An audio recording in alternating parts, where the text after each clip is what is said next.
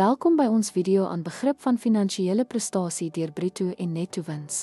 Ons sal ondersoek hoe hierdie statistieke afgelei word en hul belangrikheid in die evaluering van 'n maatskappy se winsgewendheid en doeltreffendheid. Bruto wins word bereken deur die koste van goedere verkoop van verkoopsinkomste aftrek.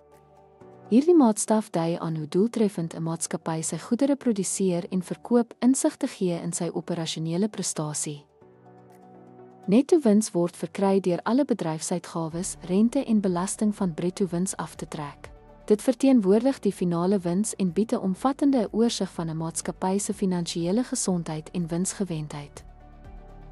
Beide bruto en net wins is noodsaaklik vir meting 'n maatskappy se winsgewendheid. Hierdie statistieke hulp assesseer doeltreffendheid en oor die algemeen finansiële prestasie wat ingeligte besluitneming vir belanghebbendes en beleggers lei. Om die afleiding van bruto en netto wins te verstaan, is noodsaaklik om 'n maatskappy se finansiële sukses te evalueer. Hierdie insigte stel besighede in staat om strategiese besluite te neem en hul operasionele en finansiële strategieë te verbeter.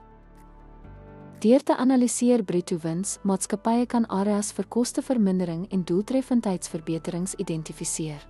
Hierdie analise is noodsaaklik vir die verbetering van produksieprosesse en die maksimalisering van winsmarges.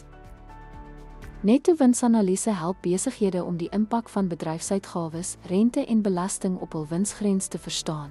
Hierdie begrip is die sleutel tot die optimalisering van finansiële strategieë en die versekering van langtermyn volhoubaarheid. Dankie dat jy ons video oor bruto en netto wins gekyk het. Ons hoop dat hierdie inligting u help met u begrip van finansiële prestasie en u help om ingeligte finansiële besluite vir u besigheid te neem.